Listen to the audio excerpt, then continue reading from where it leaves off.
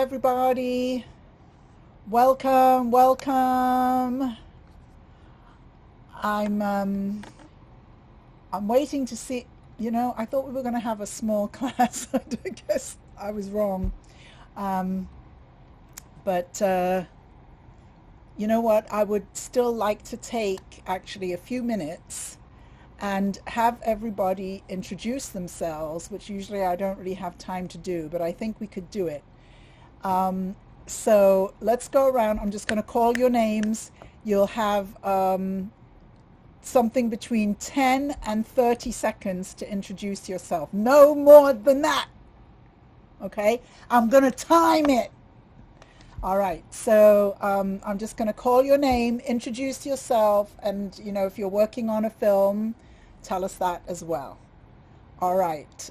John Mark Hurley, you are at the top of my page, so you can Hi, start. hi everyone. I'm John Mark Hurley. I am a SAG actor. I split my time between Northern California and Southern California. I'm currently writing and producing the Germaphobes Guide. Okay, arcane@erolls.com. You're muted. You're muted. You're muted. How about now? That's it. All right. Yeah, my name's Rick Kane. I am been an actor, stunt coordinator, stuntman for the last 20 some odd years. I started becoming a filmmaker in the last 7 years. I've done a number of shorts. I'm in the process of editing my first feature documentary right now that I shot 2 years ago. And I'm looking to make the jump to features. Yay, wonderful. Timothy. Hey, I'm Timothy Blackton, independent producer out of Portland, Oregon, currently developing my first feature film and working with a lot of great people that I know who are on this page. And Okay, wait a minute. What about the log line? You've got 17. Oh, you want me? If I got time, I'll do the log line. That's great. Yeah, I can do it. It's set in 2004. Searching for Mary Jane is about two old friends reuniting in small town Oregon to solve a mystery, making a small town wrong right, save a family member from jail time, and score some weed. So that's the log line. Timothy's my client, so he doesn't get away with. Yeah, so absolutely in full disclosure. And so, yeah, so there we go. Thanks, man. Hello. Alan, go ahead. Is that Alan Brooks? Alan Brooks, yes. Okay, Alan Brooks, Woodstock, New York. I have filmed one short. I'm looking to do a feature. I write constantly. I have 50 short films written and used to have an agent in Hollywood. Don't have one at the moment as a writer. And I'm not sure what my feature is going to be, but I'm shooting a feature based on a number of scripts that I have. Fantastic. Lovely to meet you, Alan. Dr. Demento. Hello. I am located just outside of Portsmouth, Ohio, south of Columbus, about an hour and a half. I've done a couple of shorts and have did all right with them, had a lot of fun, and I'd like to make a feature. Lovely. Wonderful to meet you. Aubrey, Nice to meet representing the female side of the equation. Thank goodness. Hi, everyone. My name is Aubrey Smith, and I'm here with Danielle Beckman also. Oh, hi. Our partners in crime for, we had our short film premiered at Tribeca Film Festival last year. It was called Liza Anonymous, about a lonely millennial that is addicted to support groups, and she disguises herself in different personas, leading her on a theatrical journey. So Danielle plays 5 characters in this film. It's very fun, dark comedy. We are turning it into a feature. Fabulous. Danielle. I just second everything Aubrey said. Hi, everyone. I'm a bi-coastal actress and producer. As Aubrey said, our short film, Liza Anonymous, we're making it into feature. We're about 20-25% funded, but we are looking to be 100% funded, which is why we're here. So very excited. Thanks for having us, Joanne. Thanks, Danielle. Don. Hi, I'm Don Babst. I am currently in Toronto, Canada. That's where I'm living now. I was in the Bay Area for a little while, but I'm from Chicago originally. I've made a handful of short films and published novels. And I'm currently in an MFA program at York University where I got full funding. So I'll be producing a film as my thesis project, but I'm still interested in making films. I've written feature-length scripts. I optioned one in Hollywood, did a proof of concept of that, but still haven't gotten a full one off of it. But that was excellent.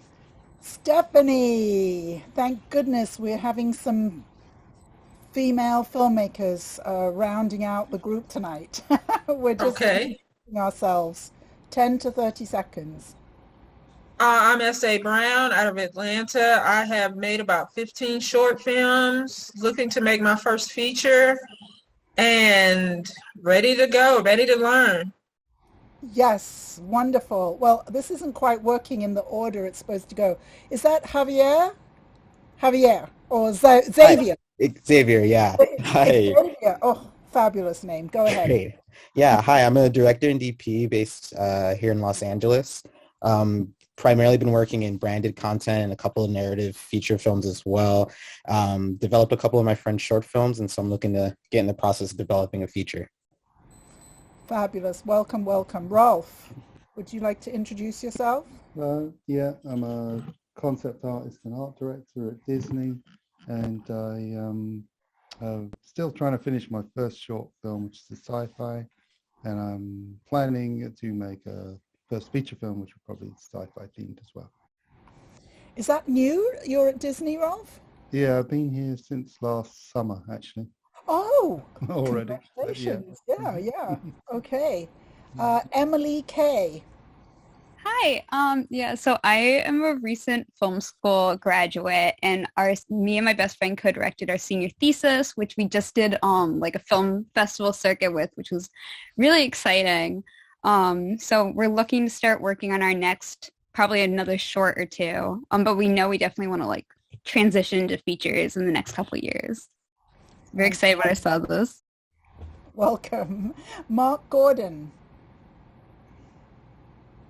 I'm Mark Gordon. I'm an independent filmmaker living and working in Santa Fe, New Mexico. I'm working on my second feature film, but I'm doing some short videos for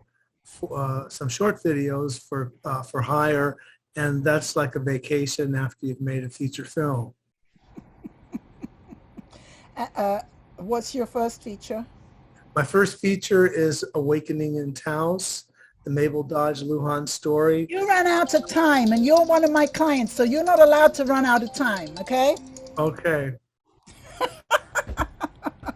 I'll practice next time. I'm sorry. Practice next time. That's right. Where did I get to? Ade. How you doing? My name is Ade. I'm a writer-director. I made around 4 short films and just trying to get some insight on the process of, moving on to my first feature. Yes, wonderful to have you. Rich. How you doing? Rich, writer, director, cinematographer, here located in New York, New Jersey area. Fabulous. Did you say you had made films before? Yes, made a few shorts, a winner of a few awards, and one full feature. Oh, fantastic. Okay, Mr. Mac Pro 1. Or Miss Mac Pro 1. Can you speak? Mac Pro 1 cannot speak. Okay, so thank you all for doing that. That was very courageous of you all and very well done. I just tease my clients. They're used to it. So welcome everybody. So my name is Joanne Butcher. I am a business coach for filmmakers, and I have been working in the film world for a long time. And part of my background is that I ran a cinema and a film school, and I was Mac Pro 1. I just enabled transcription for you. And please feel free to say hello at some point if you can. I ran a cinema and a film school, and the cinema was a one-screen cinema, and we ran what's called first-run movies, which means that we were part of putting in all the box office numbers with all the other first-run films.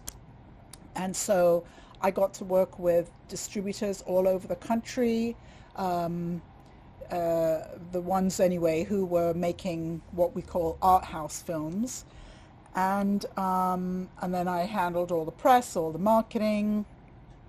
And after spending 7 years in bed too sick to work, I decided that I wanted to come back to working with filmmakers, because I had left the field and I had gone into what's called capital campaigns. So I was raising millions and millions of dollars to build new buildings. We were building a new Y in San Francisco, a new youth radio in Oakland, a new senior center in Florida, various projects that I worked on.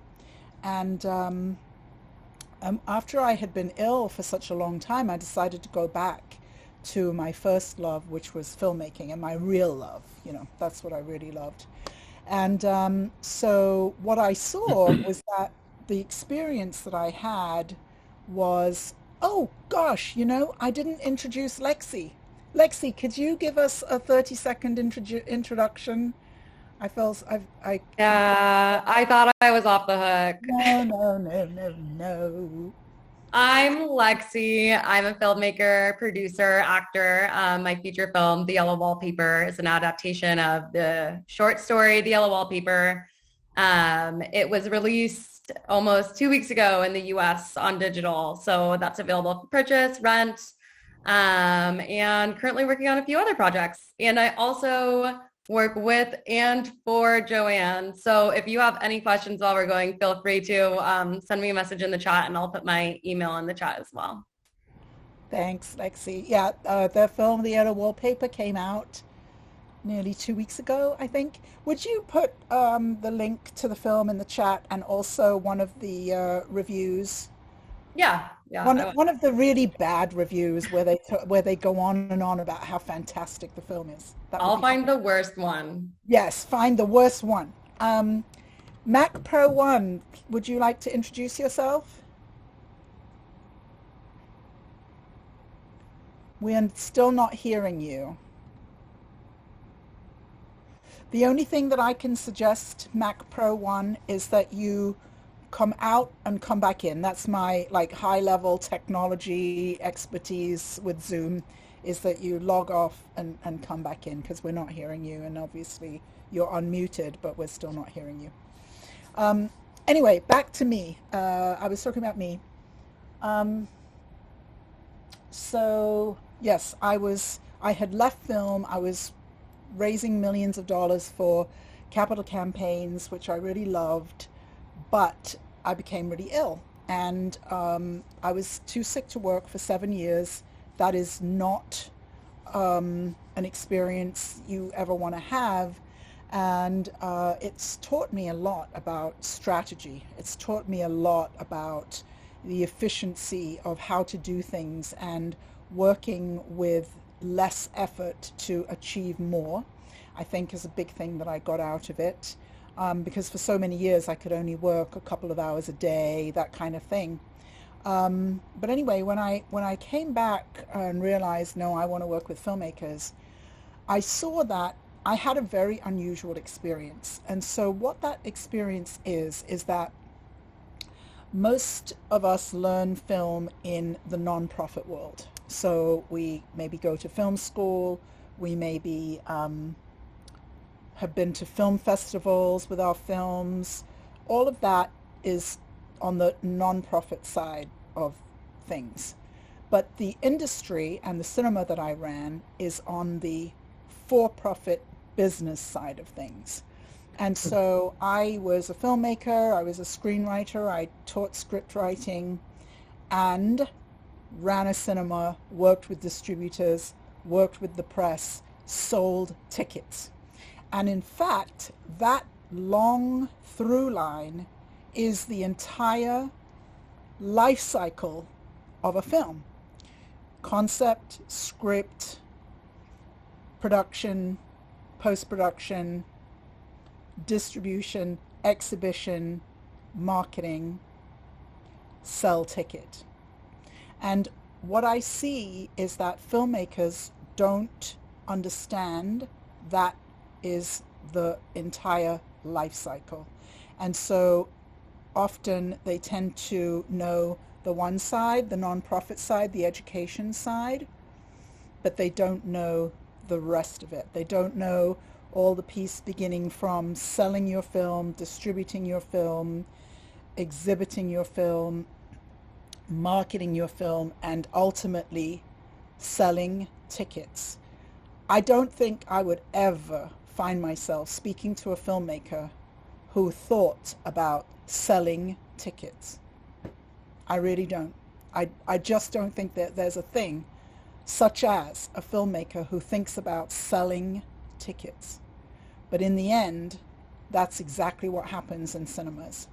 You know, when you are running a cinema, you're kind of about 2 years ahead of when a film comes out. So I would be going to film festivals, I would see films, distributors would send me films, they would, you know, try and get me to book films and things like that. And those films, you know, I would see the film and then we would show it maybe a year, 2 years later, you know. And I ended up becoming, I thought, this incredibly superficial person because I could tell from a poster if I was going to be able to pay the bills that month, which in the end, for a cinema, is what you have to do. You have to be able to pay the bills. Could I pay the bills that month? That meant, you know, finally we didn't clean the toilets ourselves. We hired a cleaning crew, you know, so we had to pay the cleaning crew. We were a nonprofit. We had volunteers who worked for us. I had this couple who volunteered for us for 7 years every Friday and Saturday night. People so wanted to be at our cinema. We had to pay for the films, we had to pay for the distribution, we had to pay for advertising in the press, you know, we had to pay for our rent, you know, which went up something like 10 times in those 10 years we were in Miami Beach. So all of these things we had to pay for, and we paid for them by selling tickets. And I got to the point where I could look at a poster and I knew if that film was going to do well. And I thought, oh my God, I've become this superficial person, you know. But now I understand what it was I had learned marketing. I had learned marketing from being in the position of having to sell tickets. And so every film in the end has to sell tickets, you know. If anybody here is from a different country where the government puts money into film, then there is actually a different goal for that money. So let's say you're from Canada, you know, and you get money from the government, then ultimately that international government money is for the purpose of marketing the country. And so their goal is to get the film shown in festivals around the world. They don't need to, the films don't need to make money. Excuse me.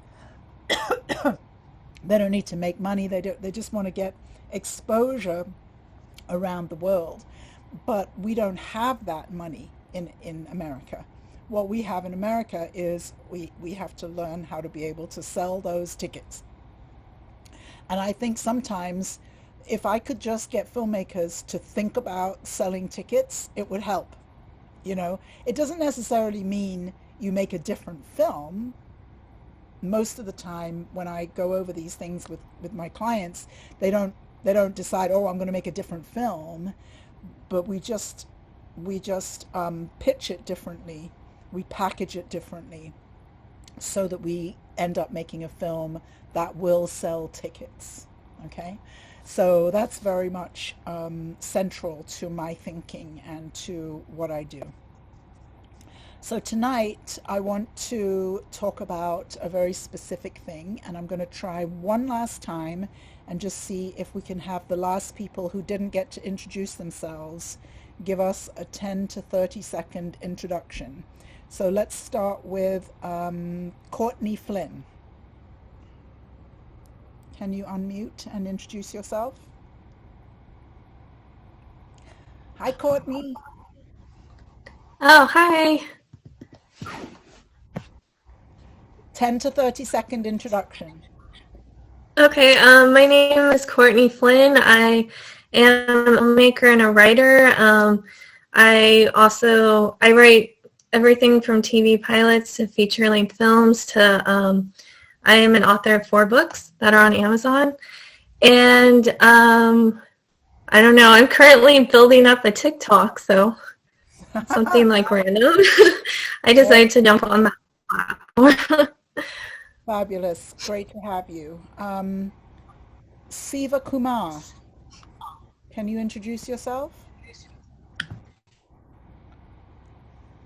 Hi, Johnny. How are you? Very well, thanks. Yeah. So I'm a filmmaker and actor, and I do script writing. I acted a couple of movies in India, and currently we are doing in production one of the short film in Los Angeles Film School student. Yeah. So currently I'm located in California, San Francisco. Ah, okay. Yeah. So happy to be attend this session with Lovely you. to have you. I lived in San Francisco for 15 years. Oh, that's a very long time. T. Grimes, I've forgotten your first name, but you call yourself T. So would you like to introduce yourself? Yeah, sorry, I'm off camera. I'm at a meeting. But, it's Talea Grimes. I'm mostly a producer, and I do I've done mostly documentary. Since 2018, I've moved into fiction film, mostly helping women over 40 make their first shorts, mainly because I thought women just get stuck in this thing where they never do their own work. So one of the films is NOS on mental illness. It's on Amazon. And then the other film, Hass, is currently in the festival circuit. And it's the next one's the Prague International Independent Film Festival. Oh, okay. Stephen, would you like to introduce yourself? Stephen DeVore? Yes, Stephen DeVore. Hi, I'm Stephen DeVore. I'm in the Seattle area. I've been working in film since about 2014. I took some classes and hung out in the 2013 range and then thought, well, this is interesting. And a group of people walked in and say, hey, could you help us on our film? And I went, I have a degree in audio engineering, but I haven't worked on a film before. And so I started doing sound on film. Absolutely hated it. Almost gave up on filmmaking. And because nobody does sound right, it seems like. And moved on into other areas, and I've been taken over 100, maybe over 200 classes and worked on over 70 projects since 2014. Time. Stephen, when you said I have a degree in audio engineering, I was like, can we be best friends? I mean, I love studio stuff. I do. Okay, fantastic. If I had to do it all over again, I'd be an audio engineer for sure. Yes. Matt, would you like to introduce yourself? Me? Yes. Okay. Hey, my name is Matt. I'm a filmmaker from Australia. I've just moved over to Los Angeles. And I've written and directed a handful of shorts and saw an ad for this that, trying to make my way into the features realm. Fantastic. Okay, Tony and then Barry will be our last introduction. Tony. Can you speak, Tony? Lexi, can you see if Tony's unmuted? Because if he is, we're not hearing you. Yeah, we're not hearing you, Tony. Yeah, sorry. Sorry, Tony. Okay, Barry, can you introduce yourself? Hi, I'm Barry McCord. I'm not really a filmmaker. I'm here with a friend, just kind of to listen and learn. And Well, you're very, very welcome. That's why we're here, to listen and learn. Okay, so All right. So the thing that I notice about this shift to making your first film is that there are some things that are very, very, very, very, very unexpected. And what I think is part of that is that there are certain things that filmmakers think, oh, this is what I've got to focus on and this is what I've got to get right, because now I'm going to make a feature, and I've made shorts before, but now I'm going to make a feature and I've got to get these things right. So would you either shout out or put in the chat what you think are, what's the most important thing to get right for your first feature film? What do you think? Story. Who is that, Matt? Okay, Yeah. Story. All right. What else? I was going to say the same thing. A great script. A great script. Yes. Yes. I typed DP in the chat. DP. Did you put DP? Mhm. Very good, Rolf. Yes. Emily said casting. Aubrey said selling the film. That's because Aubrey's been listening to me and she's been doing a good job. Selling the film. Budget, story, crew, story, actors, and DP. Directing, tickets. Timothy knows how to get a gold star in my class, right? So Mark Gordon, you have to be passionate about your project. Well, Mark is probably right. Mark he is here in my class, transitioning from shorts to features when he's making his second feature. So he already knows. And one of the reasons is because when you're working on a project for a very, very long time, then you gotta be able to have something that's going to keep you interested for all that time. So you need to pick something that's really going to work for you. So all of these are great. All of these are great ideas. But I would say none of these are anything that I'm going to talk about tonight. So maybe budget schedule is about the closest thing that I'm going to talk about tonight. So everything that you just listed really is on the creative side. And so I always think of it like this. If you take, an 8.5 by 11 piece of paper, draw a line down the middle. On the left-hand side of the paper, I think of as the creative, and on the right-hand side is the business. And so filmmakers live on the left-hand side of the paper. They pretty much live 100% on the left-hand side of the paper. And so that is where all the creative lives, the script writing, the casting, the crewing up. Rolf picked DP as the most important thing about your first feature. All of those things are on the creative, the great story and all of that. The way that I think is I just assume all of those things. I assume you have an excellent script. I assume you have a great story. I assume you're an excellent director. I assume all these things.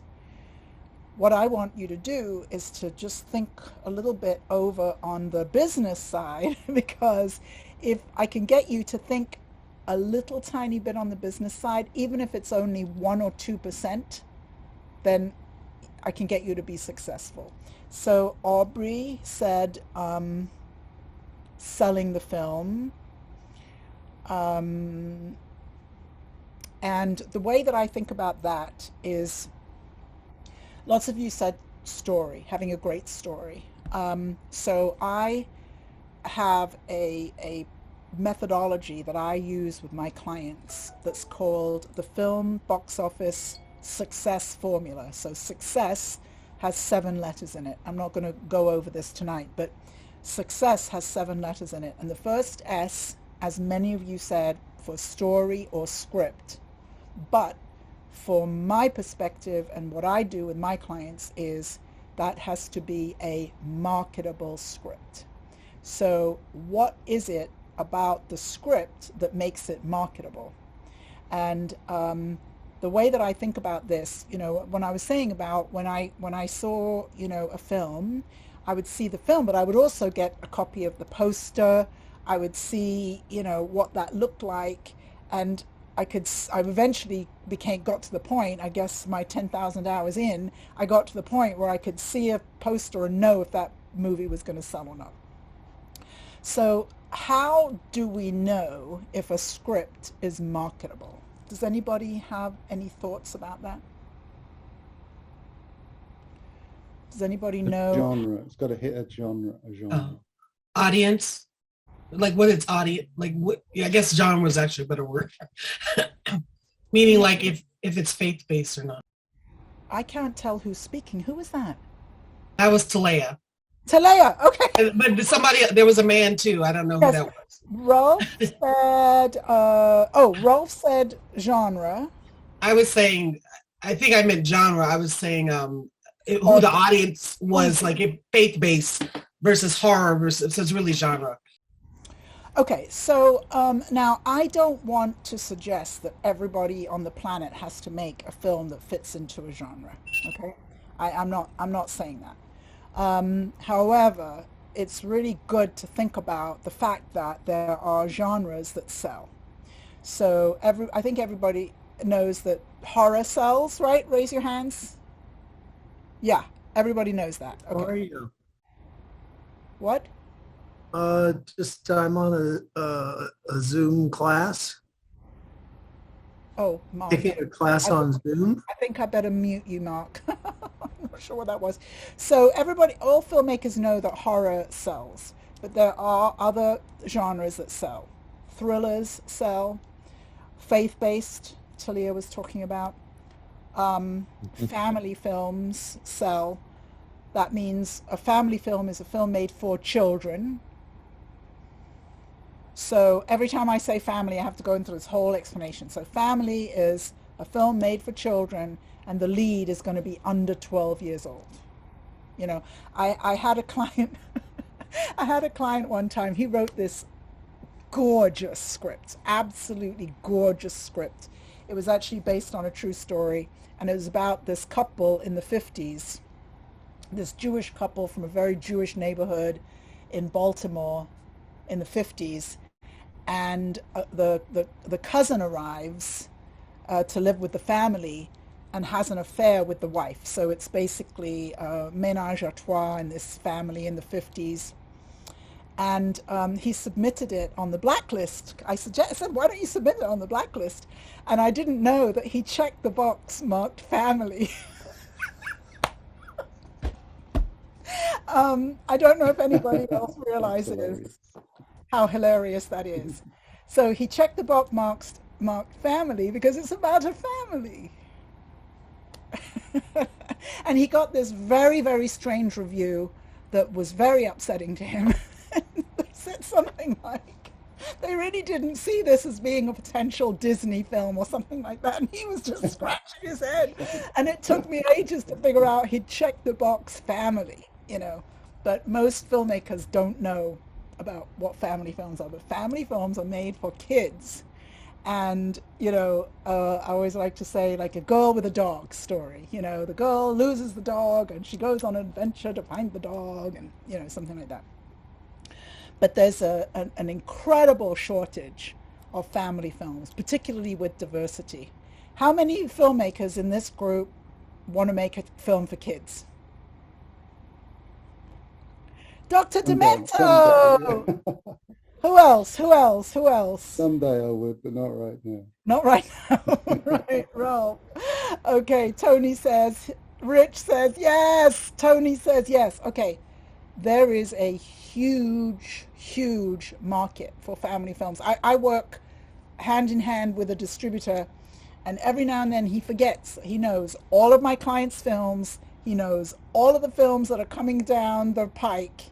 And every now and then, still, he'll call me up. He say, Joanne, do any of your clients have family films?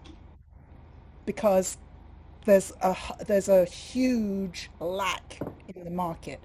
How does it make you feel as a filmmaker to know that you make a film and there's people waiting for that film? right? John Mark gets it, Dr. Demento gets it. So it really is important for you to think about genre. As I said, I'm not expecting everybody on this call to suddenly say, okay, I'm going to make a film about a girl and her dog, you know. But if it appeals to you, and if it's something that is in your, you know, or in your personhood at all, think about it. And if there's a lack of family films, there's an even bigger lack of family films with diversity. So, you know, if you think about it, kids' films are, you know, there's Disney, Pixar, whatever, there's like these huge, big animated budget films, but live action films, you know, Lassie, Old Yeller, you know, those kind of films, you know, there's just not enough of them, not enough of them. So if you could start out with a script that is marketable, that is going to give you a leg up. Now, if people tell me, well, I'm making a comedy and that's it, I'm a comedy person, I do comedy, that's fine. It's just that then we need to raise some more money so that we can have bankable names in the film. If you're going to have bankable names in the film, now you have to write a script that's going to be appealing to those bankable names. The other day, I was talking to a filmmaker, and he said this time he's going to make a film for $250,000. That's right, $250,000. And I said, well, you know, I think that you can get a name at that budget, you know. And he said, well, you know, maybe I could get Nick Cage. And I was like, you know, and the only way I knew how to explain it was, you don't need Nick Cage to make $400,000, $500,000, $600,000. Okay, if you're going to spend $250,000, you don't need to make 20 million, right? If you have a film that you're going to spend $250,000 on, and you make $500,000 back, you've just done excellent business. You have done really great business. So a lot of times filmmakers are not really able to think in this space from, you know, 100,000 to 1.5 million, you know. That there's space in there where you can have a film which is marketable, maybe it's in a genre that sells, or you can have names in it. I think the next film that one of my clients is going to finish is a film called Homestead, and my client raised, I can't say publicly how much, but it's not much. And he raised the money to make the feature.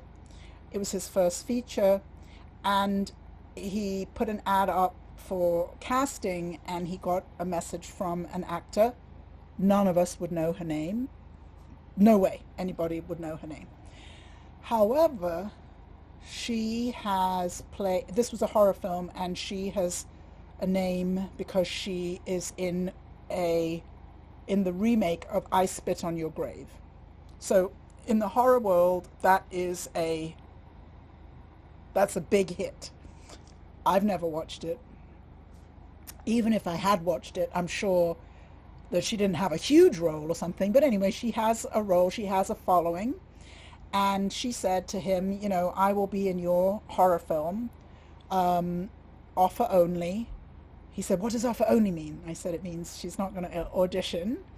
But she sent him her reel, you know, and he really liked it. And I said, well, you know, I think that's great. And she ended up coming on as a producer on the film. And all of that is going to, she is going to bring in more money than he spent on the whole film, you know.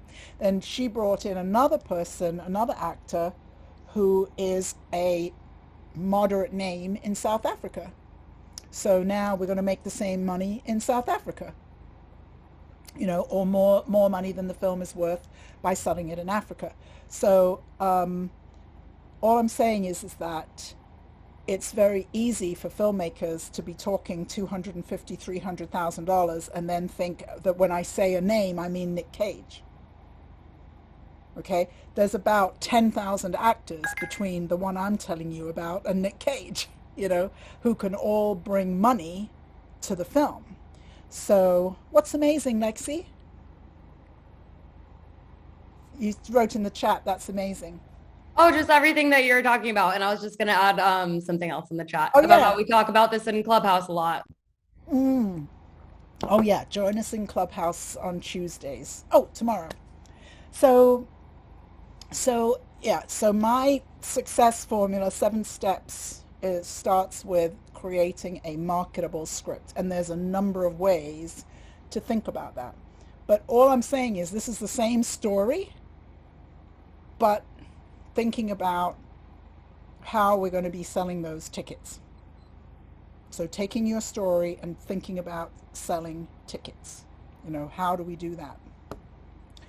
So the next things that I want to talk about are not on, nobody brought these things up in the list because these are not on the left-hand side of the page. Therefore, they are not sexy. is all I can say. They are not sexy. They are not the things that filmmakers want to think about. But what I've seen is these are the things that completely trip up filmmakers as they move from making shorts to making their first feature. So the number one thing, well, okay, I'm going to give you all a chance, actually. The number one non-sexy, non-creative thing that you haven't thought about for your film, what could it be? What is the most important but non-sexy thing? The overall budget. The overall budget. Very good, very good. What else? What Completion else? guarantee. Marketing. Having a great crew. Yes. Very good. What was something? Completion guarantee. A completion guarantee. You'd have to be up at $1 million plus Yeah, I thought to so. be That's why I was thinking thinking about that. But Audience. think about. Good to think about. Distribution. Audience. Yeah. What? Audio. Audience. Audience. Was that a British voice I just heard? No, it's an Australian one. Australian. Same thing, Okay. come on. No. Not the same at all. I know. That's for the Americans of the audience. That's right. For the Americans in the audience, it's the same thing. No, okay, this is the thing I'm going to... Drum roll. People management. Definitely didn't guess that. Who would agree with me that that is not sexy? I guess it depends on the project. I guess. So this is really a place where filmmakers get caught up, get stuck.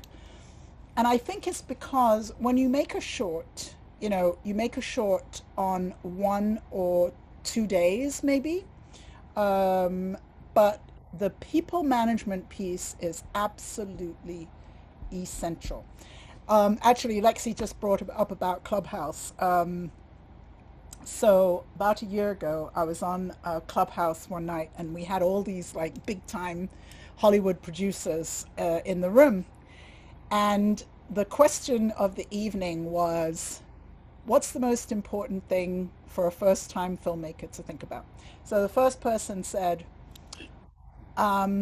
where you have your hard drives. You've got to have multiple hard drives. You've got to make sure that they're safe. You've got to have them in different places. I was like, yes, that's great. That's great. The second one said, audio. The sound is the most important thing.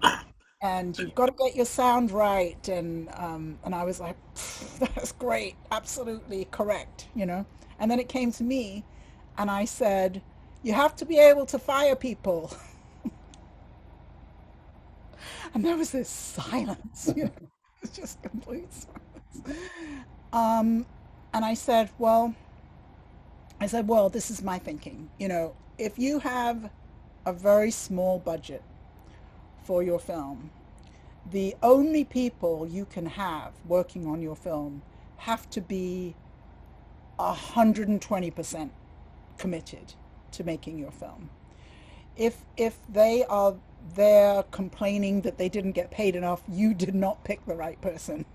You know, if they are there complaining about anything, you didn't pick the right person. And I remember one client of mine was making his first feature, and he had to fire his audio guy. Actually, that's a terrible position to have to be in, to fire your audio guy. And it took him until day 3. And I said to him, you know what? Next time, it'll take you till day 1. Because especially the less money you have, the absolute impossibility that it is for you to carry somebody's weight.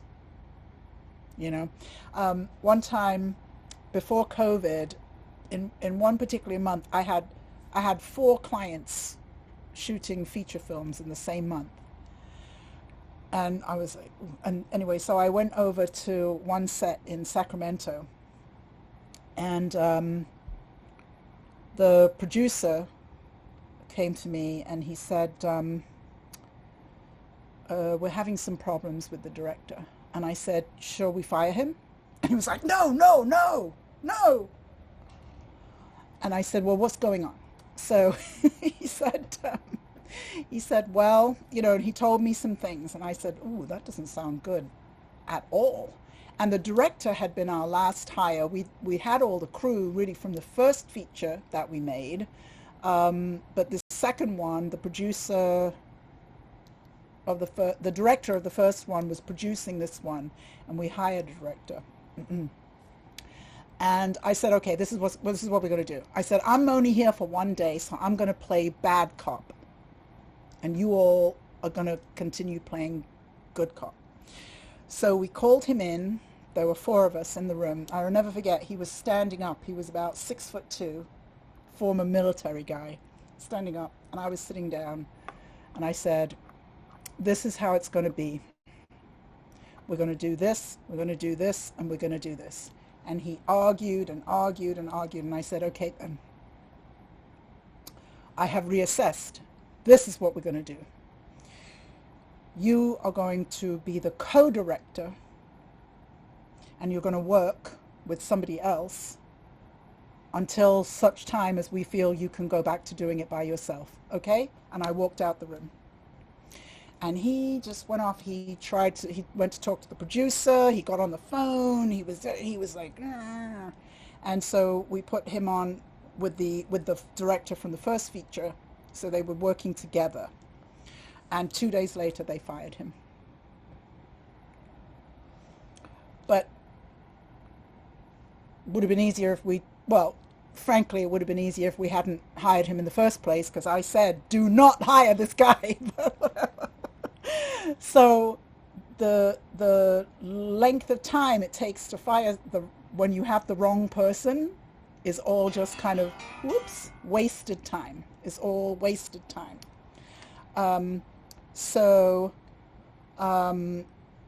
Lexi, excuse me, would you mind calling Nani? She just called me. Thank you. So when I was on that clubhouse, there was this dead silence, you know, when I said, you know, can you fire people? That's the most important skill, you know. Somebody finally said, so Joanne, is what you're telling us here that you are good at firing people? I said, yes. And what it is just that my clients are working so hard. My clients have already raised the money to make their film. They've done so much work. All I know is we cannot afford to carry dead weight. And it's a very hard thing. I don't know about all of you, but all my clients are really, really nice people. don't know why all the nice people come to me. But anyway, all my clients are really nice people, and they find it really hard to do this. And I know that I'm always the first one to use the F word, F-I-R-E. I'm always the first one. But in the end, every single time that I've ever found myself using that word, eventually that is what has happened. There hasn't actually been a situation yet where I have used the F word and then it turned out that it all worked out okay. I've had people have to buy out a partner that was in a partnership with them for years. People have to fire people on the set, including a director. We've had to fire a producer who we don't even know what happened to him, but we think it might have to do with drugs, but we don't really know. But we had to go through a whole process with a lawyer and, get that handled properly. So, and then I have other productions where nothing has gone wrong at all. I don't want to pretend that this is like, every single film, but it's relatively common. It's relatively common. And I think it's that people find themselves on a set for the wrong reasons, another set I went to, I go on the set and there's all these people working, and there's these two kids who are like 13 or something. And I'm like, who are those kids?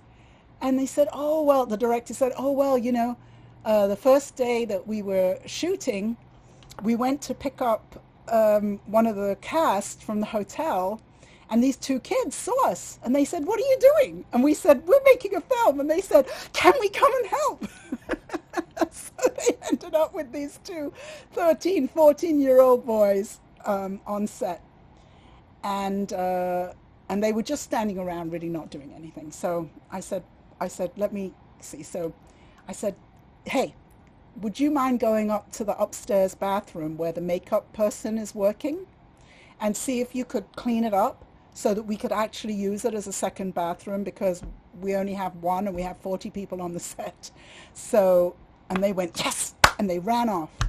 I said, oh my God, can you imagine two 13, 14-year-old boys running to clean a bathroom?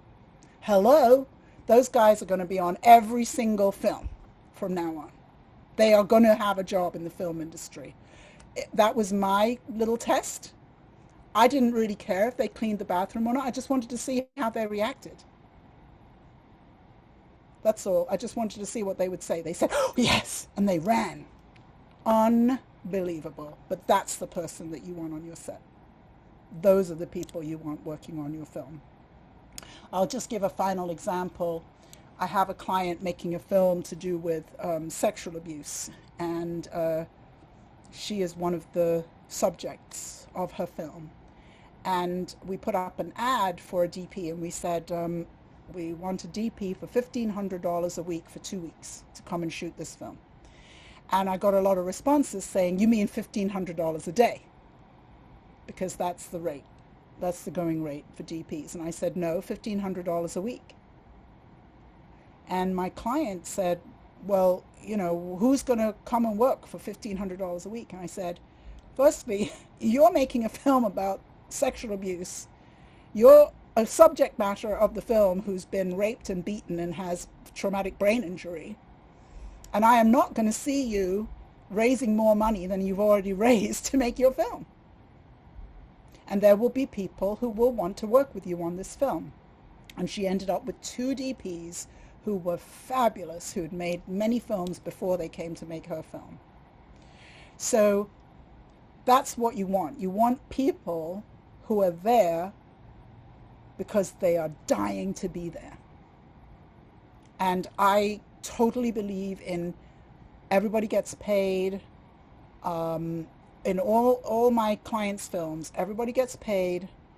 None of my clients owe people money after they've made their films. And I, work in a way that is professional, and all the sets are professional and so on. But it's not like people are going to get rich working on those low budget films. They can get rich going and working for Nike. They don't have to get those rates working on a film by somebody who is making a film about a topic like that. In fact, if she had $1,500 a day for a DP, she would get the wrong DP. I'm pretty sure of it. She would get the wrong DP for the film. So it's not about the money. I actually was listening to this fantastic piece of journalism today. It was called The Sunshine Economy, about small business owners in Florida as they went through COVID. And one of the things one of the business owners said was that the Great Resignation has taught people it's not about the money. They keep offering higher and higher and higher wages. It doesn't mean anything to people. People now, post-COVID, it doesn't mean anything to people, you know? It's not about the money. It's about many, many other things. So that's the number one thing, people management. And it includes some pieces like you need to have a legal contract for everybody who works for you. You have a legal contract for every cast member. And I would very much, once you get to making a feature film, all of that has to be handled properly and legally, and that usually means an entertainment lawyer. There is language that, for example, when we had that producer from hell that we had to get rid of, who was once good and then became not good, and we still don't know what happened. But we had to have certain language in that contract that protected us so that when he decided to try and sue and all these things he tried to do, we were completely covered, you know. But that was language that an entertainment lawyer knew that a regular contract lawyer would not know. So it is important to have an entertainment lawyer for these kind of things. Okay, does anybody have any questions about anything that I have just said?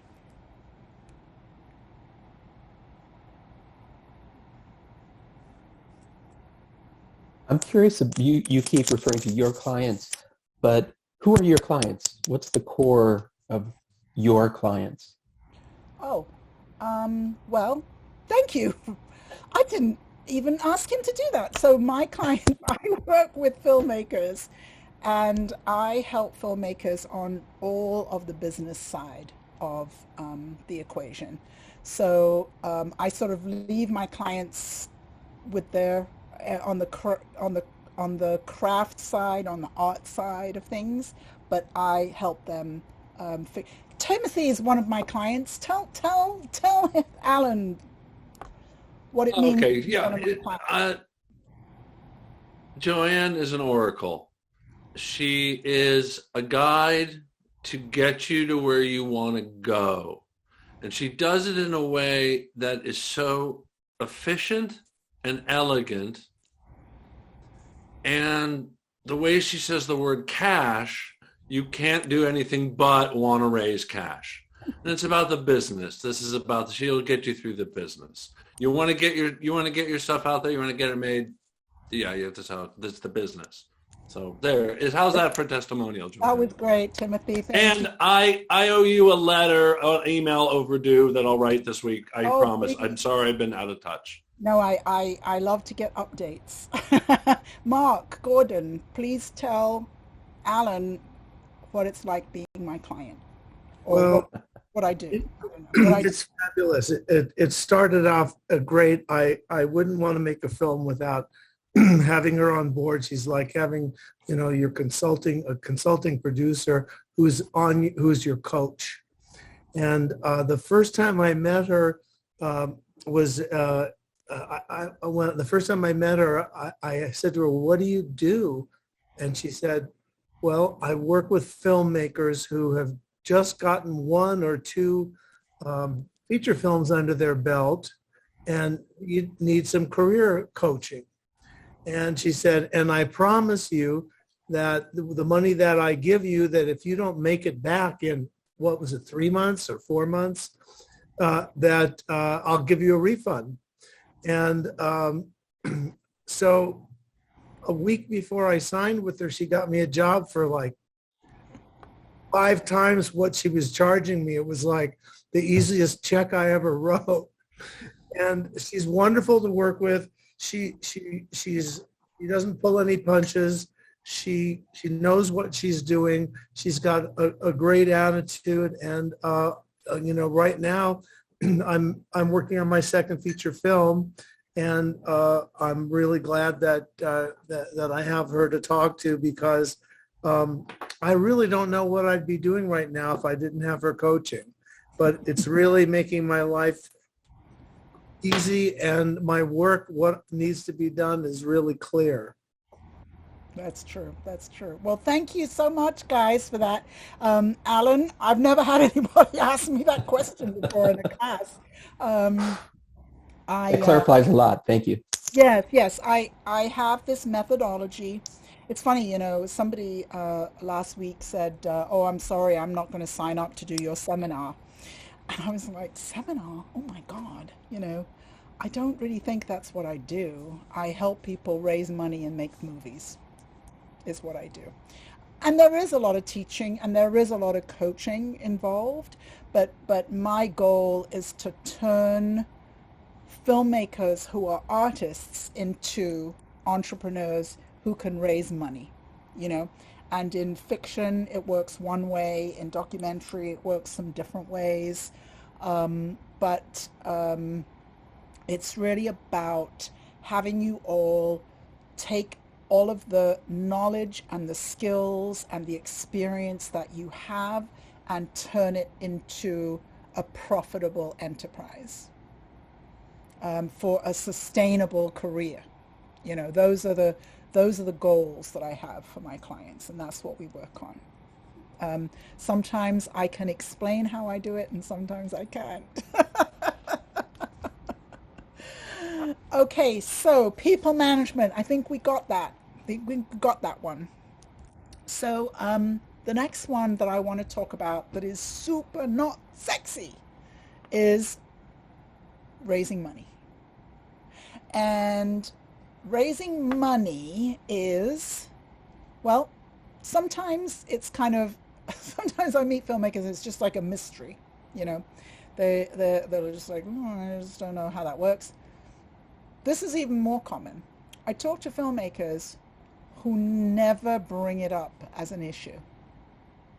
They're so focused on the left-hand side of the page, they are so focused on the creative that they never actually bring up the fact that they need money. Now, I would say, if you all said, I'm a poet, I'm going to write poetry, then okay, what do you need? You need a pencil, you need some paper. But the problem with filmmaking is eventually, and this is where I'm talking about that transition from shorts to features, eventually you're going to need some money. And as I said, the way that Stephen will be finished at 7:30. Okay, 7:30 my time. So the thing about the money is that really in filmmaking you can't not have it. And even with my super beginners who are making their first short film with me, we run a professional set. So they run auditions, everybody gets paid, and nobody owes any money at the end, right? So we raise the money and we pay people and everybody has a great time. So that's what happens to our short filmmakers. My super beginners, never made a film before, short filmmakers, we raise $11,000-$12,000 for their first short film. And that way you can make a professional film. I'm hoping it's going to happen again properly this year, but before COVID, I would go every year to the American Black Film Festival in Miami Beach. And it's their 26th, 27th year this year. I got confused with COVID. And HBO has sponsored them every year since the first year that they started the festival 26, 27 years ago. And they have a short film competition that is unbelievable. The quality of those films is unbelievable. And yet, every single one of those films is basically a $10,000 budget. You know, I've met filmmakers who, I met a filmmaker one time. One of my clients had a short at Tribeca, and I went to the short filmmakers party with him, and we met this filmmaker who said, "Oh yeah, my film cost $1 million." I went, and he said, "Well, it was supposed to be 500, but we ran over budget." I mean, I just didn't know what to say. I didn't know what to say. But HBO film competition, short film competition at ABFF every year, they end up with 6 finalists. Most of those films are $10,000 films. The winner wins a $10,000 prize and gets to shadow a director on an HBO series.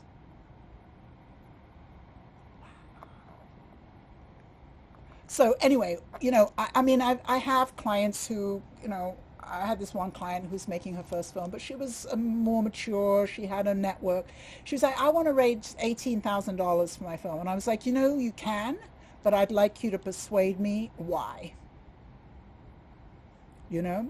So we start out with $11,000, $12,000.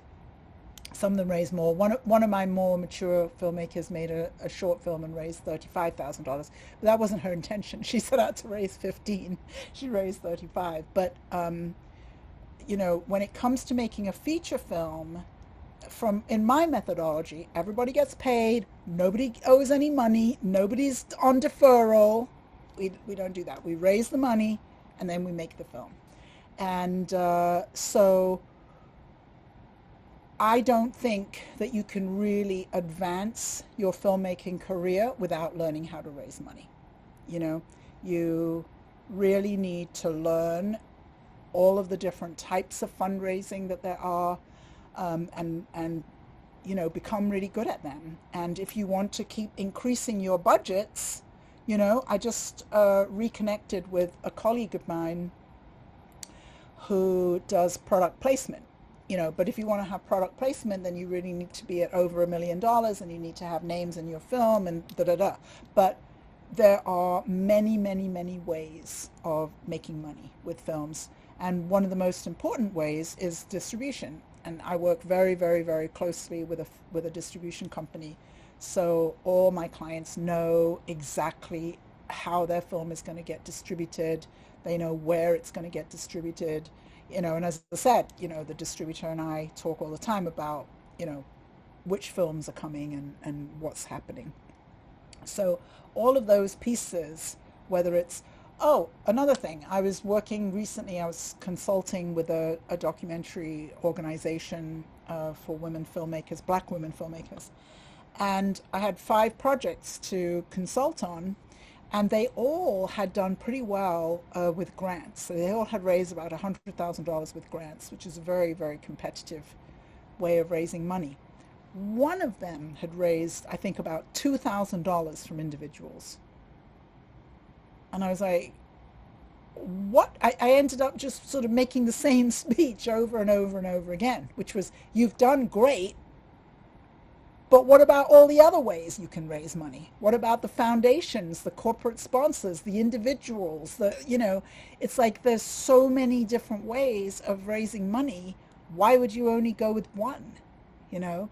But to me, the most important skill that a 21st century filmmaker needs to acquire is fundraising.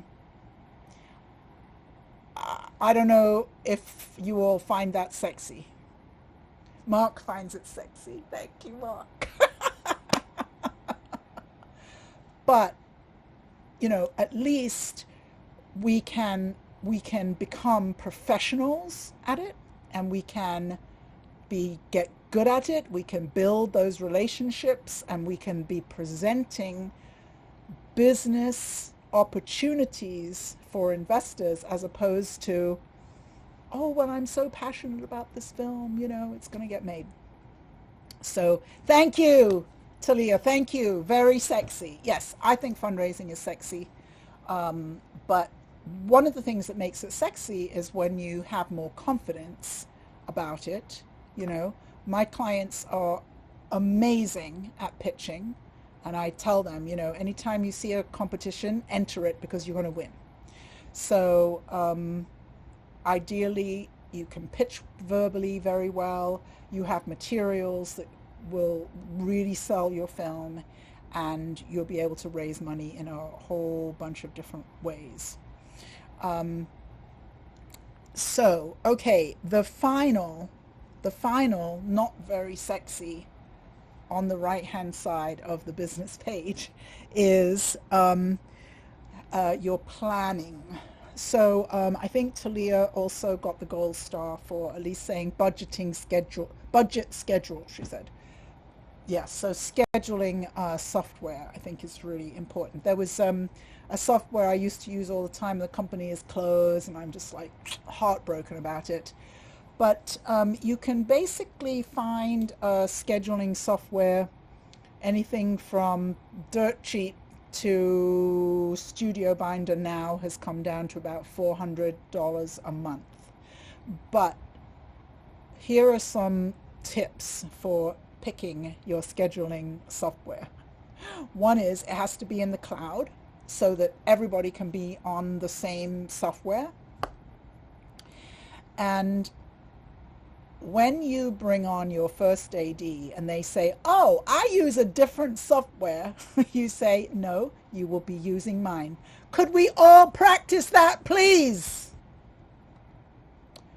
No, we will be using mine. Thank you, John Mark. That was awesome. So this is just a very common thing. You know, it's really, really important. You know, people talk about pre-production and all they're doing is running around with the heads cut off. Chickens with their heads cut off. But you need to be doing your pre-production in a software, you know. So Timothy said, I use Gorilla. You can use, is that what you use, Mark? No, you're going. Okay, bye, Mark. So you can pull your script into Celtx, CELTX. It will break down your script. And I often do that a lot. Like I'll get a script from a new client, say, and maybe they haven't really grasp the concept of how they're going to make this film for this budget, you know. And so I'll pull it into Celtx and just let's look at the breakdown of how many actors we have and how many locations we have, and you know. So if you're working on an ultra low budget movie and you have 45 locations, you can pretty much say that's not going to work. You know, so, you know, the again, all filmmakers know if you make a horror film, a low budget horror film, and it's in one location, right? Everybody knows that concept. So if you're going to make a film that's under $300,000 and it has 45 locations, it's just not going to work. If it has 45 actors, it's just not going to work, you know. So there are certain things that you can see just by pulling a script into a free software like Celtx. Let me put it in the chat. Lexi's gone. So Celtx. And then, as I said, there's lots of them all the way up to Studio Binder. And Studio Binder used to be really expensive. Well, I mean, $400 a month is nothing to sneeze at. But if you get Studio Binder and you do 3 months of pre-production, then maybe you can get away with only paying for 3 months or 4 months of using it, and then you can let it go after you finish your film. Lexi says she got a question about Clubhouse. Oh, okay. Yeah, Clubhouse is a social media app. Thank you, Lexi. Clubhouse is a social media app, but instead of it being something you look at and type in, it's audio. So it's all audio, And yes, we meet each week there on Tuesdays at noon Eastern time, and we talk about the business side of filmmaking. So it would be lovely to have you there. Do we have a link to the clubhouse? Okay, Lexi will do that. So movie magic, I don't know what I think about movie magic, because I like to try everything before I recommend things to my clients, and I couldn't figure out how to use it, so I didn't get very far with it. But lots of people use movie magic. But this is the problem. If you are making a film, then you are the producer of your film. And when somebody comes along, let's say you decide you like movie magic, and you're working in movie magic, and you're doing all your pre-production in movie magic, and you have your cast and you have your crew, and then your first AD comes along and said, oh no, I only use Gorilla. What are you going to say?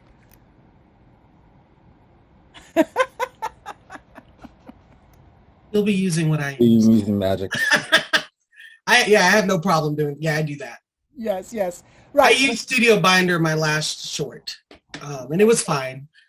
Yes. So why are you clear that they have to go with your software? Right? Well, I come from a long line of project managing and budgeting and then producing, so I always force everybody to bend to my will.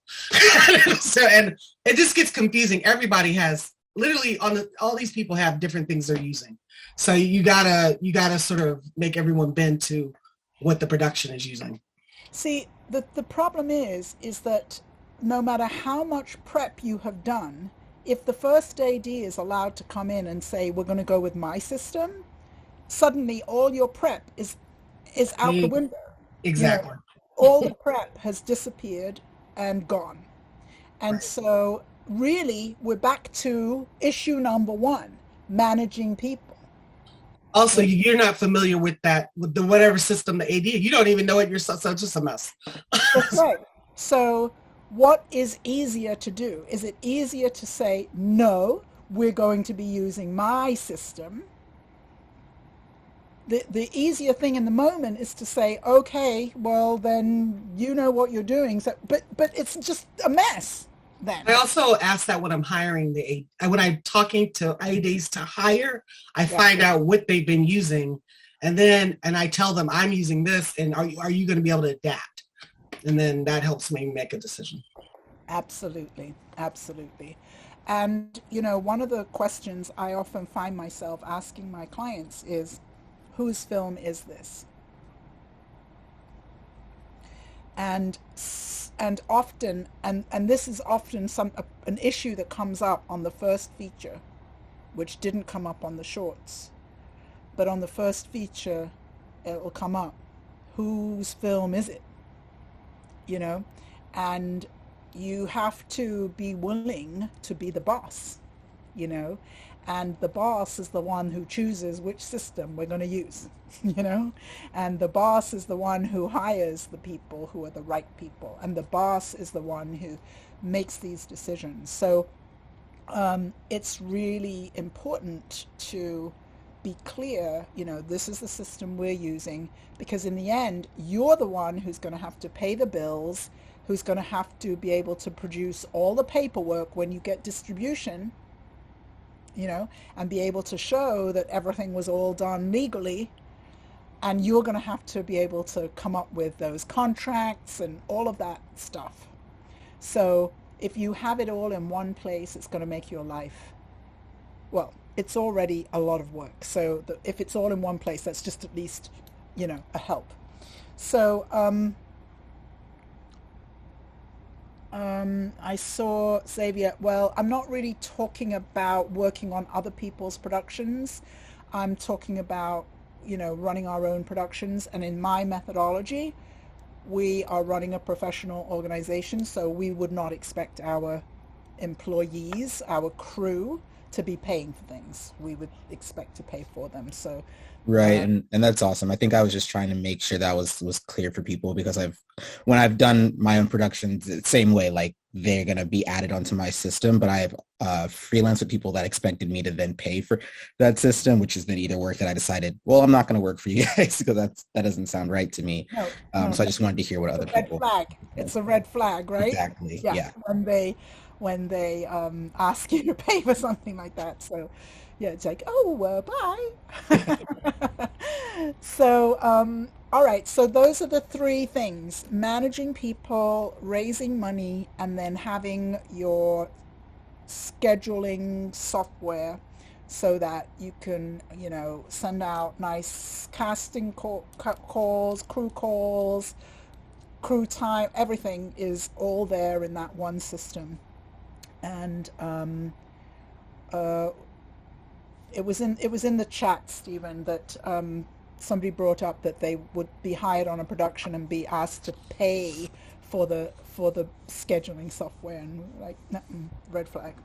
So okay, so I'm gonna be calling this to a close. If anybody has any questions, I would love to take questions.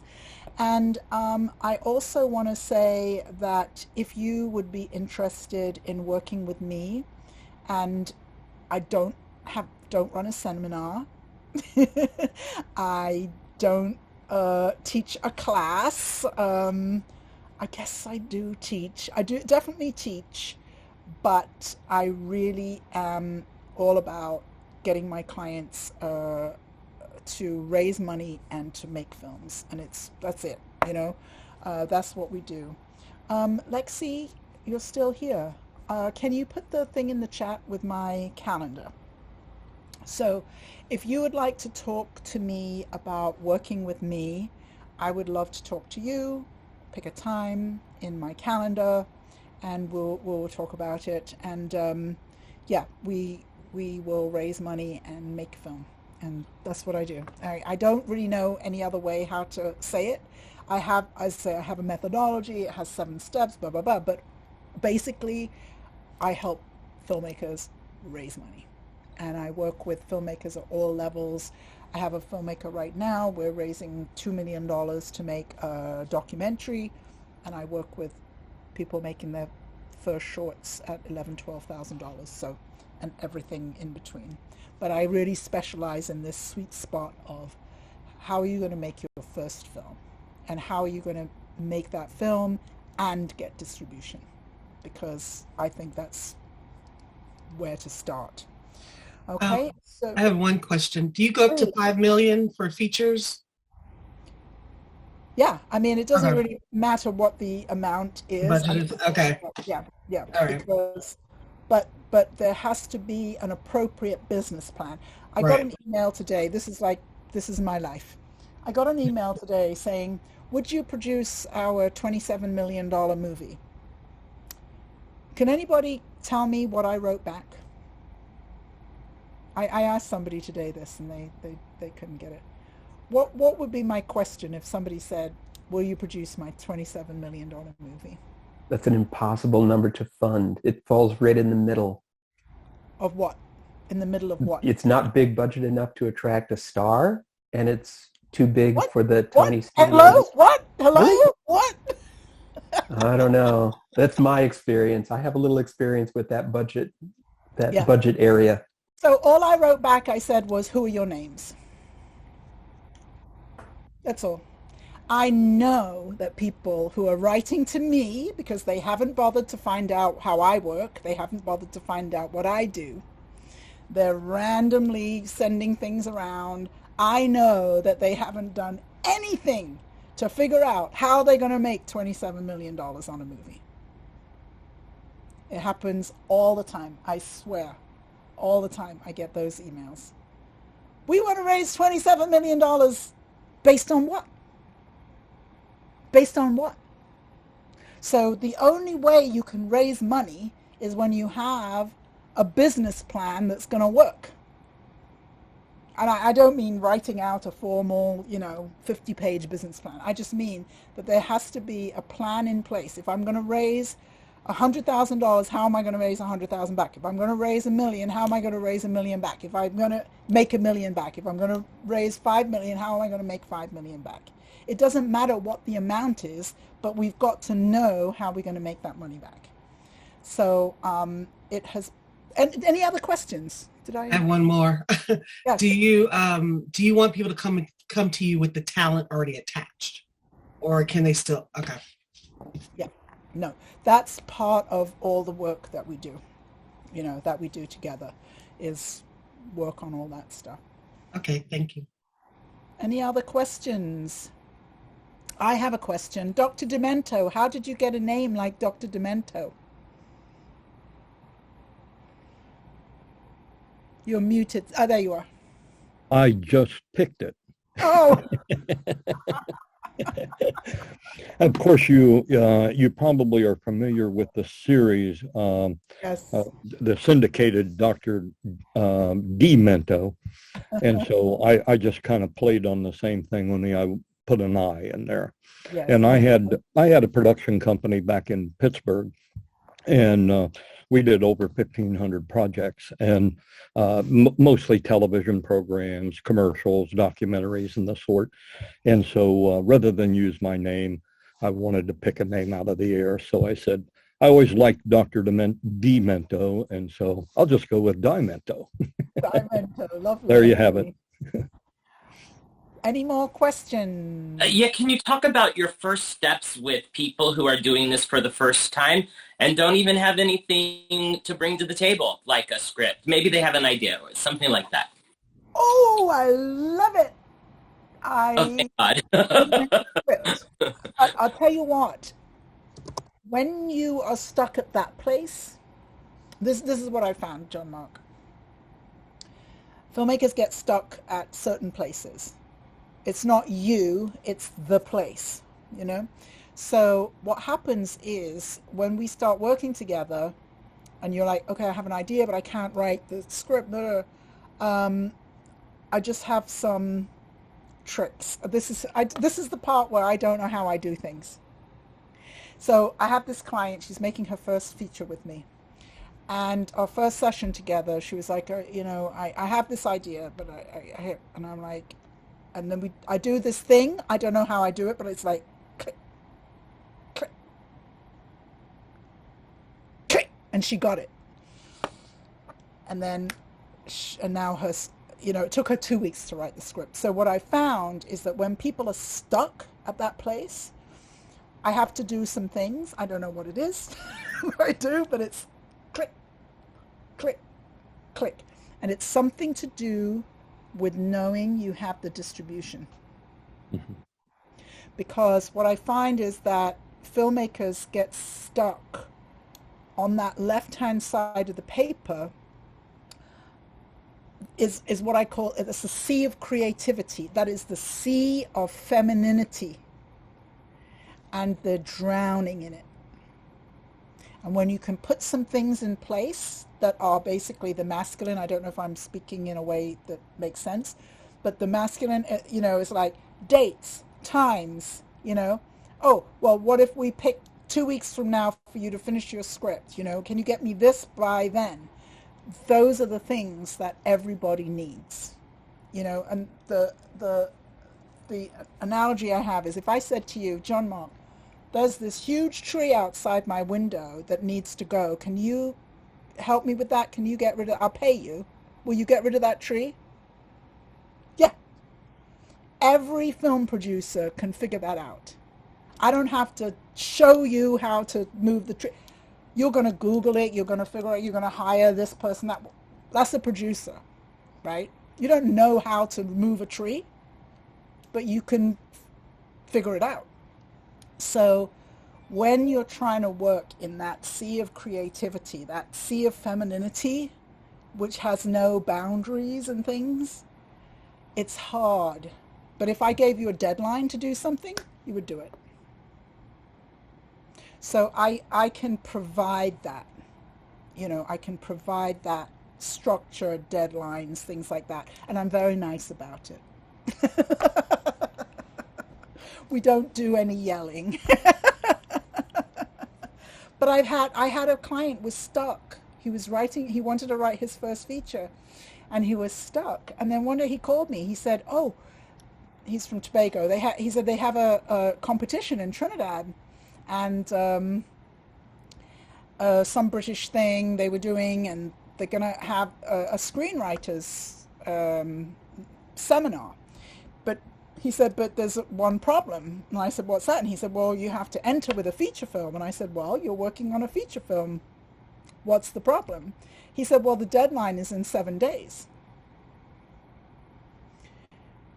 Which, if he hadn't had a full-time job teaching theater at a high school with rehearsals every night and a 2-year-old,